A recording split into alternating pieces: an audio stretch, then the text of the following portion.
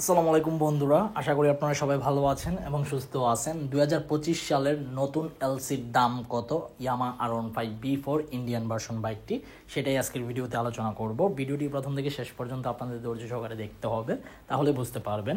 তবে এখনও পর্যন্ত যারা আরমান সারোয়ার ইউটিউব চ্যানেলটি সাবস্ক্রাইব করেন নাই, তারা অবশ্যই আরমান সারোয়ার ইউটিউব চ্যানেলটি সাবস্ক্রাইব করে ফেলবেন, যেন পরবর্তী আপডেট নোটিফিকেশন পেয়ে যান। ইয়ামা R15B4 ইন্ডিয়ান ভার্সন বাইকটি ব্যাপক চাহিদা বাংলাদেশের বাজারে। আর হোয়াইট কালার বাইকটা এখন ইদানিং বেশি চাহিদা দেখাচ্ছে। তো এই হোয়াইট কালার বাইকটির প্রাইস কত চলতেছে সেটা বলে দিচ্ছি।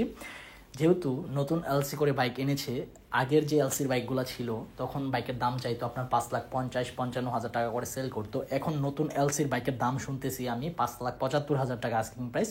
কত টাকা আস্কিং প্রাইস চলতেছে? 5,75,000 টাকা আস্কিং প্রাইস। তো আপনারা অবশ্যই 5-6টি শোরুম যাচাই বাছাই করবেন। আমার যতটুকু বিশ্বাস বা মনে হয়, বড় বড় পাইকারি শোরুমেতে আপনার বাইকগুলো পেয়ে যাবেন 5,60,000 বা 55,000 টাকা আস্কিং প্রাইসে, আশা করা যায়। তো আপনারা আসলে 5-6টি শোরুম যাচাই বাছাই করে বাইক ক্রয় করা উচিত আমি মনে করি। এই জন্য আপনারা অবশ্যই 5-6টি শোরুম যাচাই বাছাই করবেন। আর 5,75,000 টাকা আস্কিং প্রাইস বলেছে, তার মানে কিছু টাকা তো কমাতে পারবেনই অবশ্যই। এই জন্য আপনারা 5-6টি শোরুম যাচাই বাছাই করবেন। আর আপনারা সবাই বলেন যে শোরুমের লোকেশন কোনটা, এটা ওটা। আমি কোনো শোরুমের ইন্ডিকেট করে ভিডিও মেক করি না। আমি আপনাদের মাঝে আপডেট ইনফরমেশন দিয়ে দিই প্রাইস কত চলতেছে। আর এটাও বলে দিই সবসময় যে আপনারা অবশ্যই 5-6টি শোরুম যাচাই বাছাই করবেন।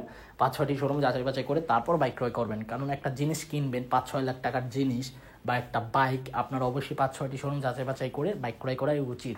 একটা শোরুমের উপর নির্ভর করে বাইক কখনোই ক্রয় করবেন না। অবশ্যই 5-6টি শোরুম যাচাই বাছাই করে তারপরেই বাইক ক্রয় করবেন। তো এই ছিল ইয়ামা R15B4 ইন্ডিয়ান BS7 বাইকটির সম্পর্কে আপডেট ইনফরমেশন। আর বাইকটির মধ্যে কুইক শিফটার আছে, আপনারা সবাই কম বেশ জানেন। তো দেখাবো ইনশাল্লাহ পরবর্তী ভিডিওতে। সবাইকে অসংখ্য ধন্যবাদ ভিডিওটি প্রথম থেকে শেষ পর্যন্ত দেখার জন্য, আর আমাকে এভাবে সাপোর্ট করার জন্য। ভবিষ্যতে এইভাবে আমাকে সাপোর্ট করে যাবেন ইনশাল্লাহ। সবাই সুস্থ থাকবেন, ভালো থাকবেন, খোদা হাফেজ।